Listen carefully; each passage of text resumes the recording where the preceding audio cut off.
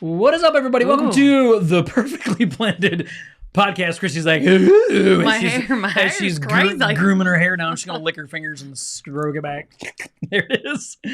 Welcome to the Perfectly Blended podcast, season 5, episode 23. Today, we are going to be talking about how to tell your spouse what you need, and that's coming up. What? Who? Right now. Okay.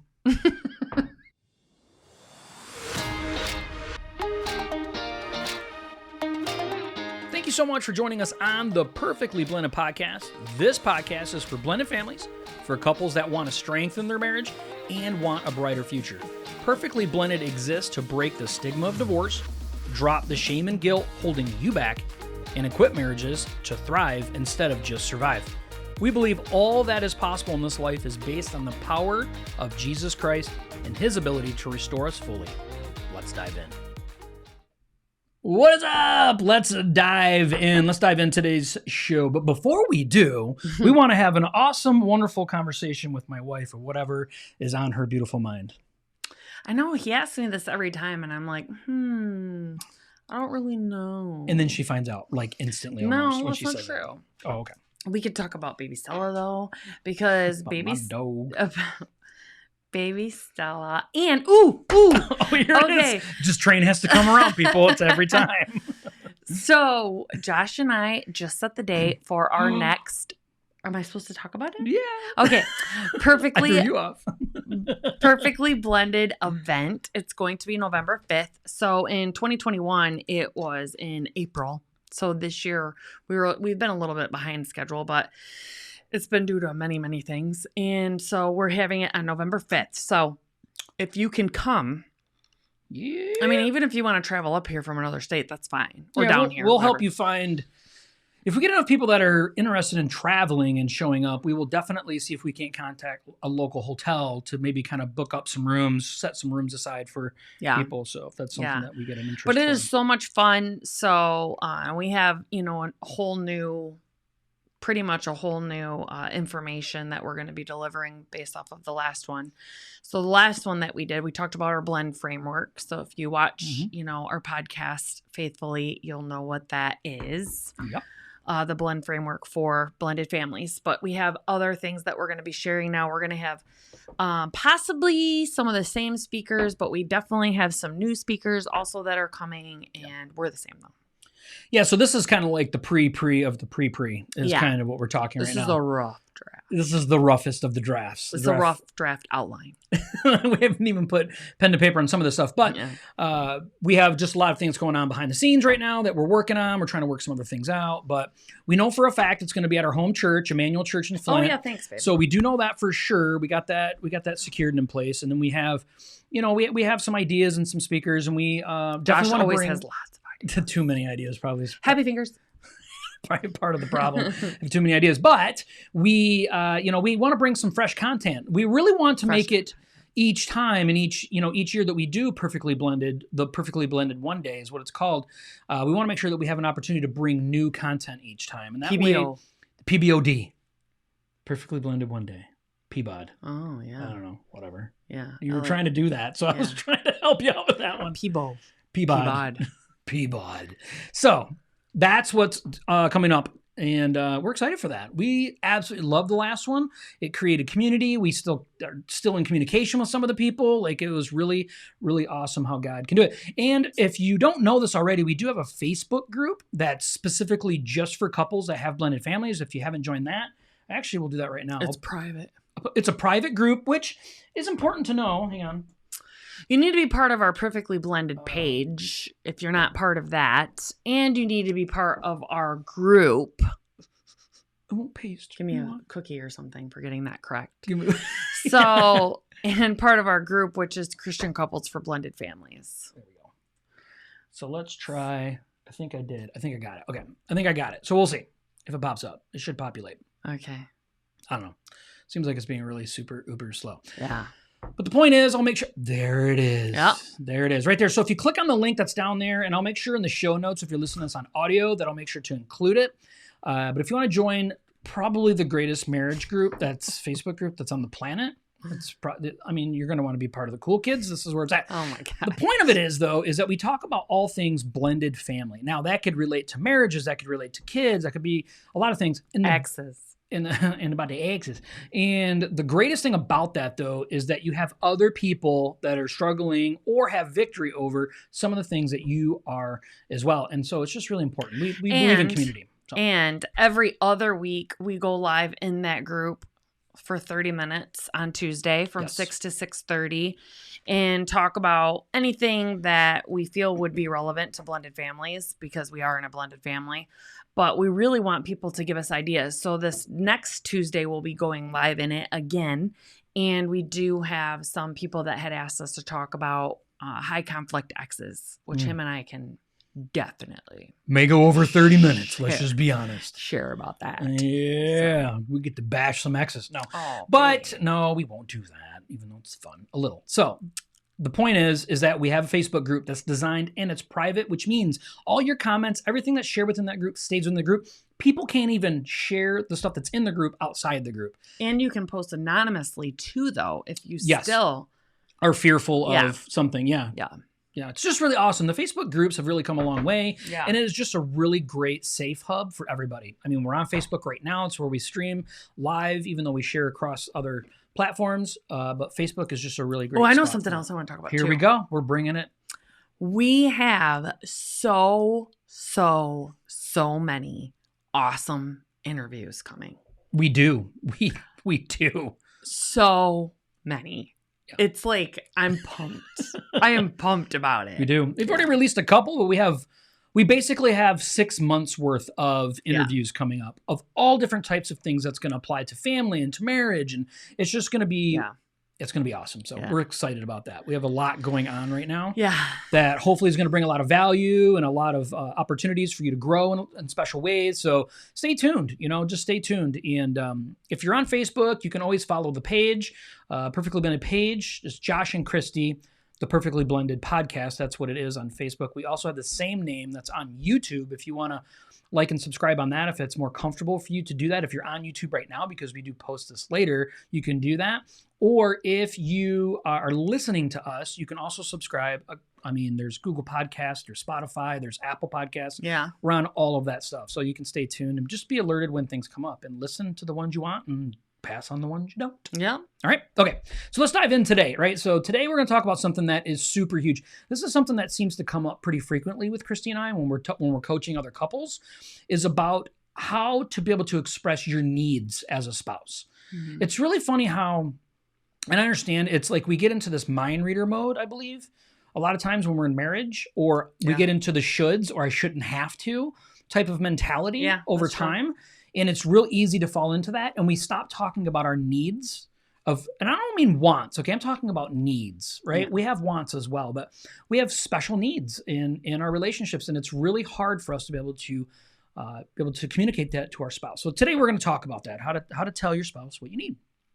Yeah, it is very crucial in communication. So the biggest thing, we've talked about this before, that comes up with couples is communication. And a small part of the communication, there's multiple things that you need to work on. Active listening is one that we've done recently that you need to do. But then also you need to be able to express your needs to your spouse. But then as the receiver of that, you have to be able to receive that need and not be defensive about it and be open to it. Yeah, and we understand the importance of two people working hard in a marriage. And we also understand that doesn't always the case, right? We understand that. But we also are firm believers in understanding that the power of changing your marriage is really solely on how much you're willing to pour into that. God will bless it. God will bless it. But if we sit back and say, my partner's doing 50%, I'm only going to do 50%, I guarantee you're not going to get the results out of your marriage of what you want and desire. So we have to take the reins individually and do what we can to push our marriage forward. So let's talk about needs. Amen. All right. So let's talk about needs. Number one, the first thing. You have to talk with yourself first. So I liked this one because I just envisioned me sitting in the car being like, Christy, so what do you think about this? I don't know, Christy. Do you switch seats? Do you go to like passenger seat and driver? That's too much work. Okay. It's too much work to do. So funny. I think I'm funny. That's for sure. She really does. Okay. So, no, you have to be self-aware. We talk about self-awareness. I talk about self-awareness so much at work, in life in general, because it's a huge thing for me to have self-reflection and to be honest, truly honest with yourself. You can talk yourself into anything that you want. True. And so a lot of people can be like, well, that is a need. You know, you can convince yourself it's a need. You have to get down to brass tacks with yourself. Like, no, I am being bratty about this. I am like really just wanting to push my agenda into this specific situation. You have to learn how to just be honest with yourself and open to that conversation with yourself to be like, okay, is this really is it a want in 5 years, in 10 years? Is this going to matter to me? Is it going to be that painful, or is it truly going to drive a wedge into our relationship? Am I going to start to slowly become bitter? But am I slowly going to become bitter because I'm just not getting my way, or it's a true need, like a core need of mine that needs to get met? And there is some things for men and women that are guaranteed. Women need to feel loved, protected, and safe in a relationship. Men need to feel like they're respected, honored, trusted in a relationship. So, and I'm not saying both parties don't need all of those things. That's true. They do. Primary. But primarily, women respond best in to their core with love, protection, safety. And men are respect, honor, trust. And it's important. So you know, like, okay, is this a need of mine because it is something that is making me feel unsafe in the relationship, or I don't feel protected in the relationship, or I don't feel loved in the relationship? And we're not talking that because your husband doesn't bring you coffee in bed, you don't feel loved. Okay. You have to start being honest with those things when you're talking to yourself. And, being listened to is something for me personally, and I would think for any woman, because we talk a lot more than men. There's been tons of studies, ladies. Stop trying to deny it. This is a self-awareness thing. It's true. We talk a lot more than men. So we like to be heard. Yeah. Would you say that's a primary need of yours? Yeah.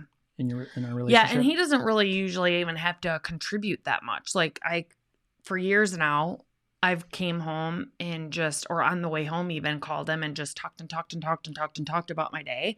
And he just listens, but he actually listens.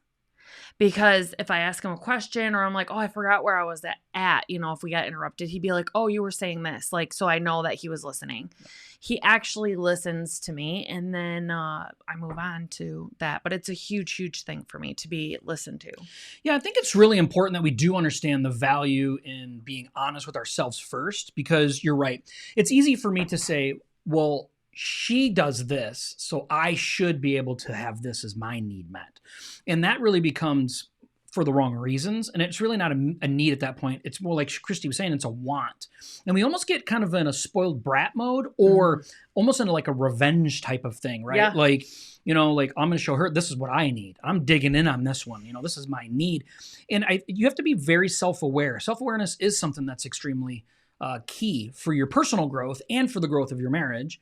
But to say, hey, is this really a need? Is this something that I need core-wise? Is this something that's really valuable to, the functioning of who I am within this marriage?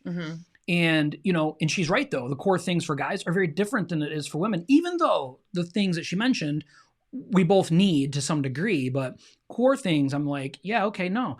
I need to know. Like, we've mentioned this on a couple podcasts before, where she just randomly, and I never even knew this was important, okay? So we both drink coffee in the morning, and we use a Keurig. I was going to talk about this. I was going to bring it up. We both use a Keurig, right? So in the morning, Christy gets up before I do and leaves, and every morning I would get up and I would just refill the Keurig.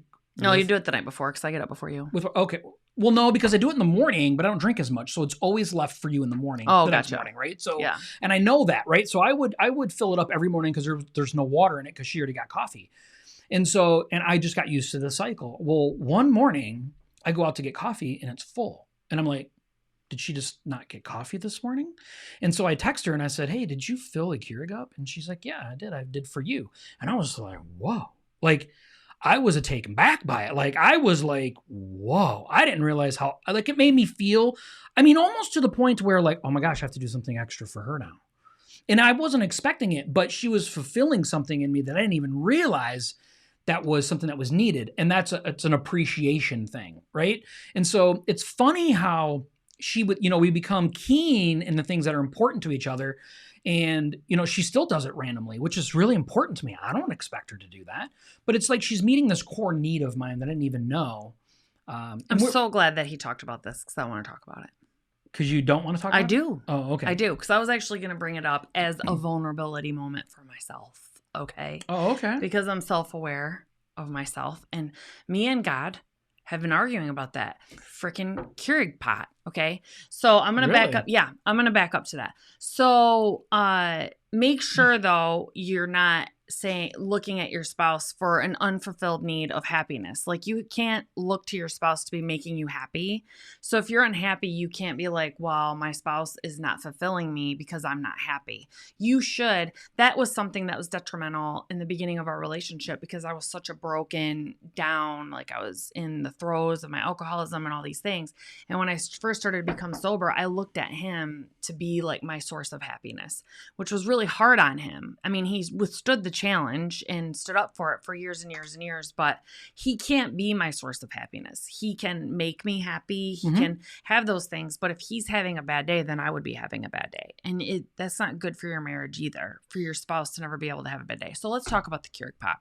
So the Keurig was, I've been bitter about it. Okay. I'm going to be honest because he always filled it up for me. Always. So one morning I get up and I'd been praying because I do feel like, honestly, Josh serves me more than I serve him. Okay. I really do. And so I've been praying to God and I've been like, okay, I need to start serving my husband more. Okay. In little ways around the house. So I got up and the thing was full. So I got my coffee and then I filled it. And the next morning I got up and it wasn't full.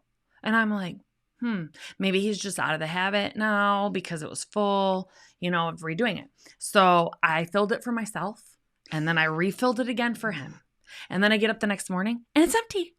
And I'm like, this is the way it's supposed to work. Okay. So it's supposed to be then, because there is a big difference. I don't know if he agrees, but for me, there's a big difference with filling the coffee pot after you have your coffee already and filling it before you have your coffee. So me having to fill it before I get my coffee makes me angry. But filling it after for him, after I already have my coffee, doesn't make me angry. So I've been doing it randomly lately because some days my flesh wins and some days God and the Holy Spirit win. And I'm like, no, because how many times he's done it for me for years and never expected me to do it. And I never thought about it, which is actually unfair. And he's never said one word. So on the days that I'm like, no, I need to serve him. He's my spouse. He would never do anything to hurt me. And other days I'm like, I need it full. So when I come out here and get my coffee. She is spoiled, people. It is full. I'm like, I ruined the whole thing. And so then I text him one day. I'm like, listen, it's full for me. I take my coffee and now I fill it for you. So it's a give. I'm like, this is creating me more work. Just never mind. I'll just fill it from now on. That's what let's just go back to the way it was. Man, it's too much pressure because I don't care. If it's empty, I'll just fill it. Like, I'm cool with that. That's bad. That's bad on me, though. Seriously. Like, I know it's all like fun and games, but it has actually been an internal thing. Like, I should be able to fill it up for you. And not care? Every day. And not care that it's empty? Yeah, because I love you. Yeah. But it still gets me mad. Yeah. We're just very different on that level. Yeah. We're just very, very different. I don't mind doing it. I just thought it was really awesome when you did do it. I am like, well, that's really thoughtful because it's, 11 years. I've never had that happen before. Like, it was like, well, not that I care, but it was just very... It hit me in a spot where like acts of service is very important to me, right? That's a big deal to me. Occasionally I'll ask you if you want to pop, which is rare. Yes, right? Which makes it mean a lot to me. But understanding this, right? We're really smashing number one. I'm sorry, but you talked about the Keurig. I did. but being open and honest with yourself first before you start putting that need onto your partner, right? Yeah. So be open and honest because when we start moving down the next couple, you're going to start working yourself into something where it's going to be hard conversations. Yeah. Right? And you have to be able to back those up with some type of validity, right? So that was number one, right? So talk with yourself first is number one. All right, number two. The best way is always to start with a praise. Yeah, and this has gotten, well, in the secular world, this has actually gotten a bad rap, but it's actually true if you actually care about the person you're communicating with. And you could care about your employee, you can care about whoever it is you're communicating with. So you should definitely be caring about your spouse. Because if you're approaching that person with grace and love and respect and all of those things, you do know at your core that they're not doing things to purposely hurt you, or to, if they knew about this need, or they or want that, not necessarily want, but this need that you needed, like at your core, they would want to fulfill it. And so going to them and just saying, hey, I know that you love me. I know I like so honor and cherish our relationship. I just need to talk to you about like a need of mine that I really need to get met on a more consistent basis, and talk about that. But I don't want it to come across like I don't appreciate you, or I don't love, like me, I would need for him to say, I don't want it to come across like I don't love you, or I don't want you, right? And for him, I would say, I don't want you to come across like I'm blaming you for anything. Yep. Or that I don't appreciate you. So you have to learn the appropriate words also that your spouse is going to respond to the most, because it's a deep-seated insecurity and all of us have them. So, and if you care about your spouse, there's a deep-seated insecurity that they struggle with because of their upbringing or their childhood or trauma in their past that they're going to respond to the most, and it's going to let their guard down, because as soon as you start to bring up something, it's a human nature to get defensive and to defend yourself. So once he started speaking to me in my language, like, hey, I don't want you to feel like I do love you. I do think that you're the most amazing woman that walks the face of the earth. I just could really use this more for me and what I need. And then, of course, I want to fulfill that for him. It's just all in the way that you say it. It is. And I think it's so important that we understand that when we lead with praise. Okay, for me, if Christy came to me and started telling me about something that's lacking, I take that on very personal. He does. Right? He does. Very personal. Instantly, I go into this victim mindset. I feel like, oh my gosh, I'm not doing things right. She doesn't care. She doesn't love me like I need her to love me. And I'm not treating her the way that she deserves to be treated. And I get into this whole mindset thing, right? Which is, guys do that. Mostly women do that, I would say. I would think that's more of a female attribute in the relationship. But I do that, right? I have a codependent streak in me that wants to just serve her at the highest level. I don't ever want her to we just talked about this earlier. Yeah. I don't ever want her to feel unfulfilled. Well, that's really not my job, per se, right? She has needs, and I'm not going to get them always right. But like she said, if we start the conversation off the correct way, then it'll get to the point to what needs to be happen, and we need to talk about the need that's not being met. And so if we start the conversation off and saying, I want you to know, you've done this, this, and this, and I really appreciate it. It means a lot to me, these things that you've done, or this X that you do really, really well. It's super important. I want you to know I appreciate that so much.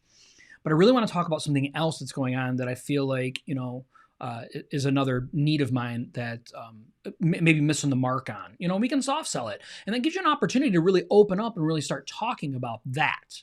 And I think starting with the praise, you can ask Christy, even at, when you're in management, mostly you have to balance out the criticism, because that's ultimately what it is. It's saying, hey, I need this done. It's an area of opportunity. Right, which is the PR way to say it. It's criticism to a certain degree, right? Hey, I need you to step up your game in this area. I really need this. And we can't come to our sensitive ego partner to say it that way. We have to have praise. We have to have balance in that. Mm-hmm. Wouldn't you agree? Yeah, you do. And I think it's important for your spouse to understand. We were with coaching a couple the other night. And, after the great thing about coaching, about having a coach, having marriage coaches or any type of coach, is you have an outside perspective that you don't see, when you're in it yourself. And so they're sitting there and, the girl would talk, the woman would talk, and she'd be like, I do, and I do, and I do, and I do, and I do, and it's never enough. And the man would talk and he'd be like, I do, and I do, and I do, and I do, and I do, and it's never enough. And we were like, from an outside perspective, you guys both are already ahead of so many couples, because you both are talking about how much you are giving to to each other, you're just missing each other's way of what they need to give. So it's not actually extra pressure. It's the same pressure. You can stop giving in that way and start giving the way that your spouse actually needs. And if you communicate with each other, it's not going to be like, I have to do so much more. It's just realigning and reshifting so you guys can meet each other's needs better and not have to do more. Because that's a lot of what he would feel like. He would feel like he was trying so hard. It was a dual role, though. I was putting my everything into him and him being able to meet these things for me to be able to be happy. But the other thing was, a lot of times he's trying in all these ways that actually didn't matter. Over the years, he's found out, hey, I know that I should do this for her, and this for her, and she's good, type of thing. Yeah, I would put my value in you. Yes. And that's a dangerous thing. We know that our value needs to be in Jesus, not in our partner. Now, I'm not saying we shouldn't get value out of our partner and we shouldn't want to offer value to our partner. That's very different than our personal value being given, because like Christy said earlier, if she's having a bad day, then I'm going to have a bad day. Or if she's not good because of X, that becomes my fault. Or it needs to be up to me to change that. And that's just not the way that it works. That's why we have to be willing to have these discussions, these hard discussions about our needs, right? And when we start getting into this conversation, we have to start it off with a praise. We really do. We want to make sure that we're on a good spot with our communicating and a good spot in our relationship in the moment to talk about that, because it's a hairy people don't talk about it. We want to avoid it. We want to stay away from talking about it. I'll just try harder at this stuff, right? Yeah. We hear women all the time talk about, like, my husband, he just doesn't care. He just, he's like a child. He just throws his clothes everywhere. Okay, but did you sit your partner down and tell them about some good things that they're doing well, and about some other areas you're like, hey, this is really important to me? Not, I don't want to be your mother. Like, that's not a positive way of saying it. They say, hey, it's really important to me that you show me that you love me. This matters to me. And most guys would be like, oh, okay. Oh, I can do that. I just didn't know that you cared. Oh, you didn't think me stomping around the house and cold shouldering you? Guys don't notice that stuff. It's sad, really. Like, you could be mad. You could be like thinking you're making it so obvious. And the guy's just like, she didn't care that I went golfing and fishing, and she just doesn't care. Like, it's cool with me. We're just big dumb animals that way. And that's why this communicating about this stuff is so important. Right? Yeah. Okay. All right. Number 3, right? We'll move on to number 3. Is you need to make sure that you focus on how you feel. Focus on how you feel.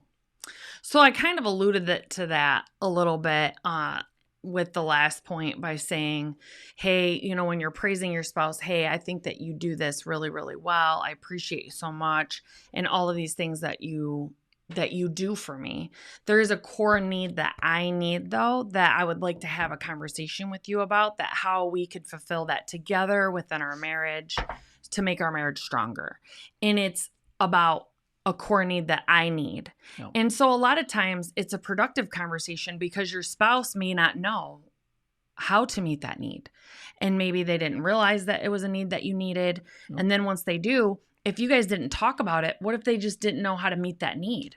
What if they didn't know, to ask every time, like for me personally, when I come to Josh with a problem, he immediately starts giving me solutions. And I'm just like, I don't need you to fix me.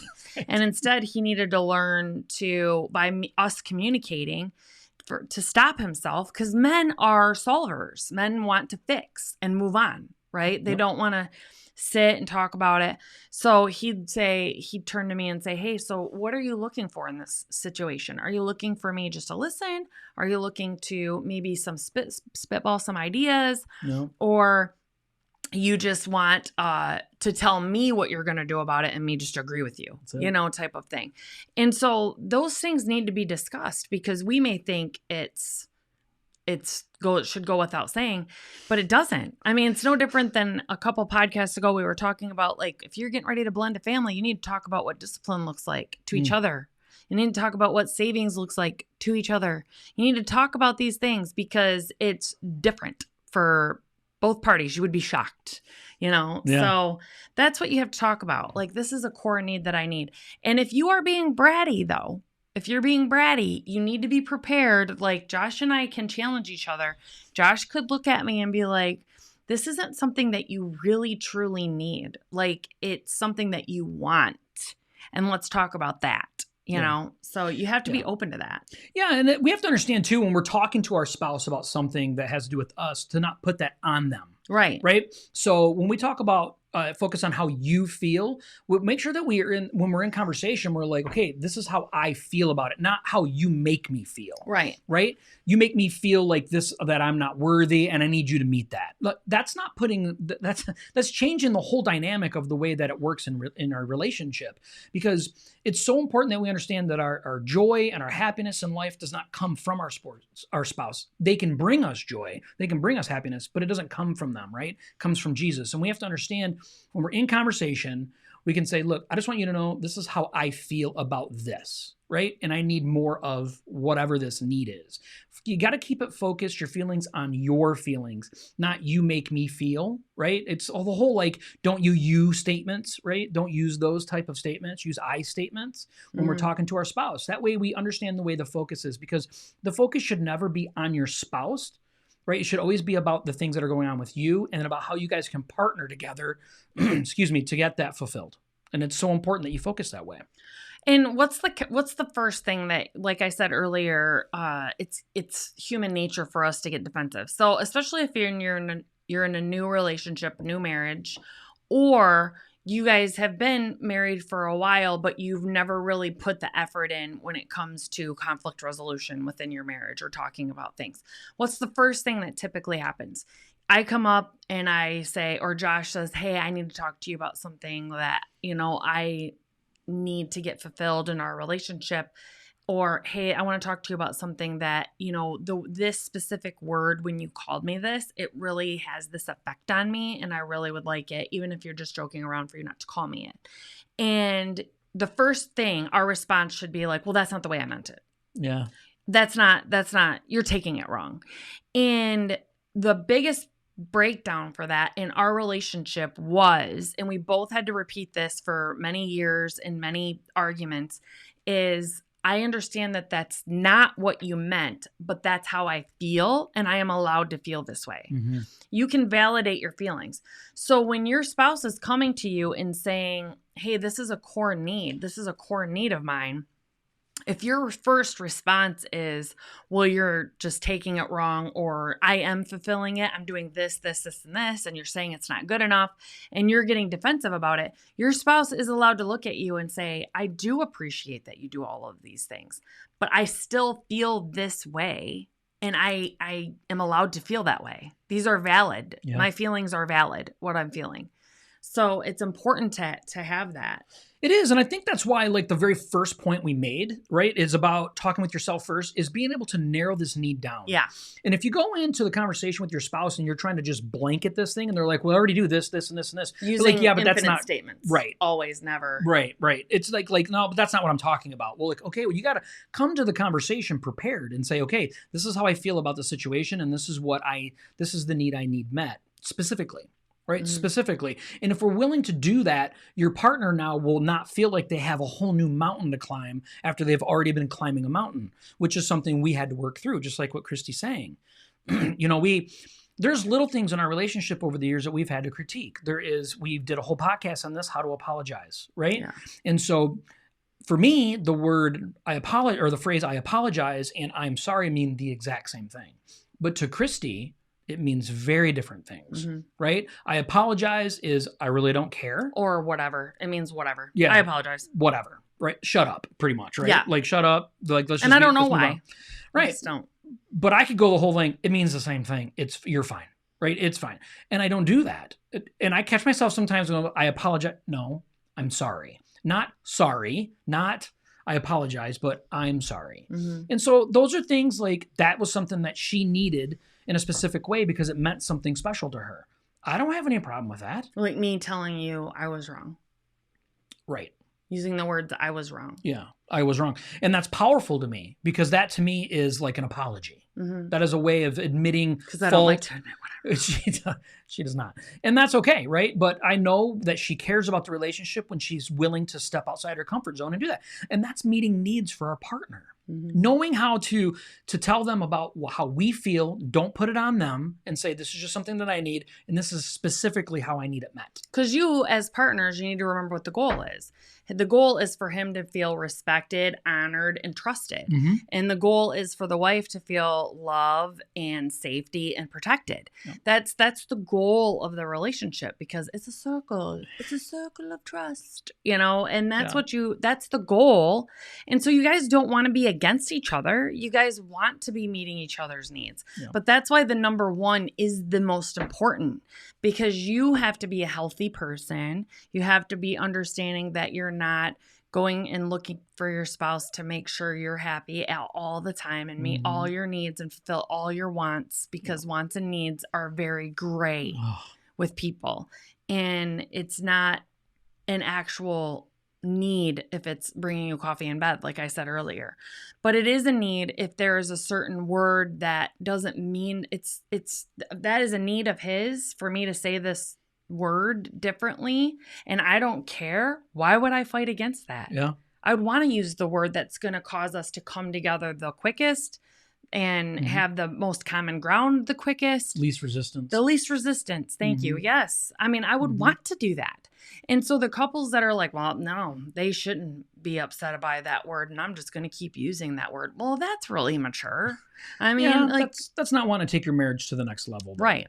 And that's only for who this podcast is for. Right. If you don't want to go to the next level, this is the wrong podcast for you. It is important, though, to understand that, our ultimate goal in our relationship with our spouse is to create a tighter team. Yes. And we're talking about needs.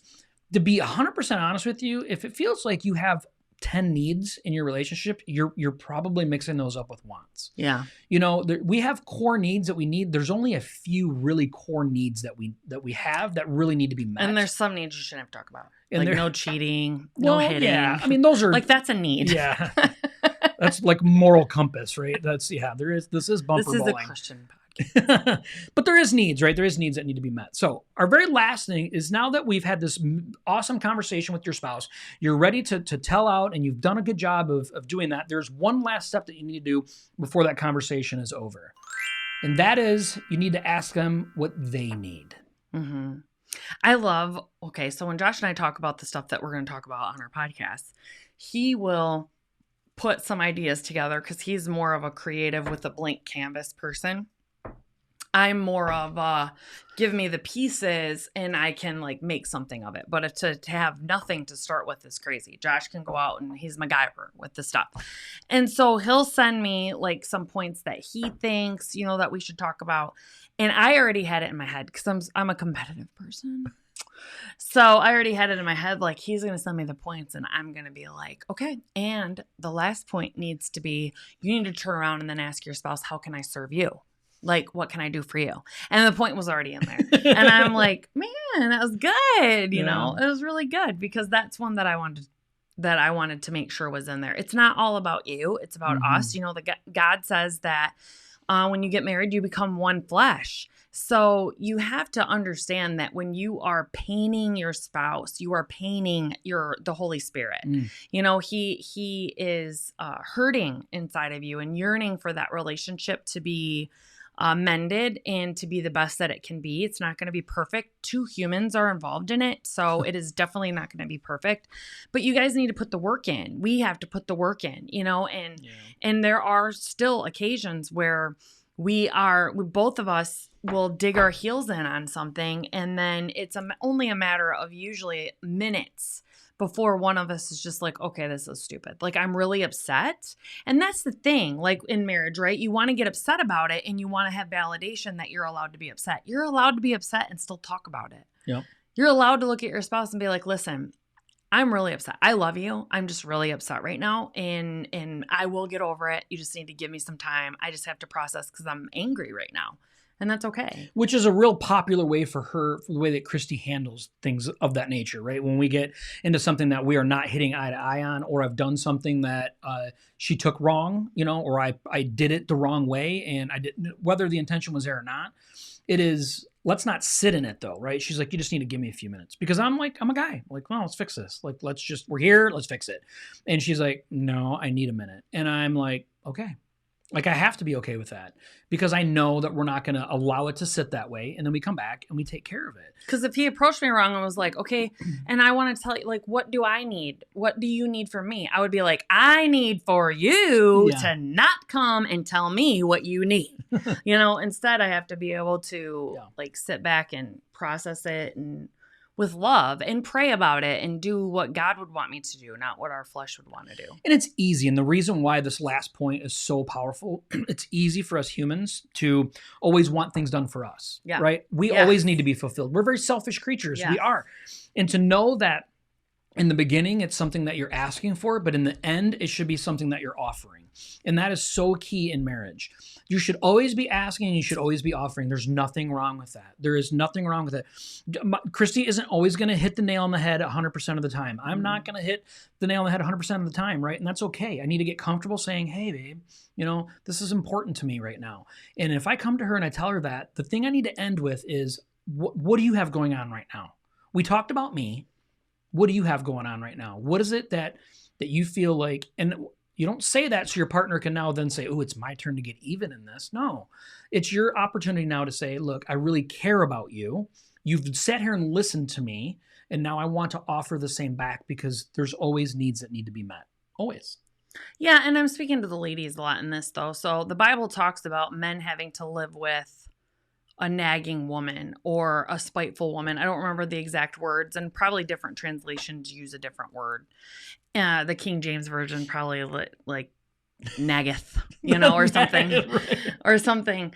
But the reason why God doesn't talk about in the Bible, like women be careful about living with a nagging husband, is because it isn't really likely that husbands are nagging or being as critical about things as the women are. We are very critical creatures. And the reason why we're like that is because we're very critical of ourselves. We have a standard of perfection that we expect us to meet and we expect everyone else to meet, though no one ever meets it. We never meet it. No one can ever meet it. We could never meet it. And then we could get really caught up in going around and just being super hypercritical about. Let some things go. That has been a huge work for me within the last year or two about I just need to loosen up. Like everything's not going to go exactly how I have it planned. I very, like, especially when we go on family vacations, I want everyone to be happy. I want everyone to be having a great time. I want everyone, but I'm not having a great time because I'm like so concerned with everyone else trying to manage it all. Yeah. And it's like, you need to just be more like go with the flow. And that is more for women than men. Read the Bible. Look it up. Look it up. It's in there. What was it? The King James Version one you said.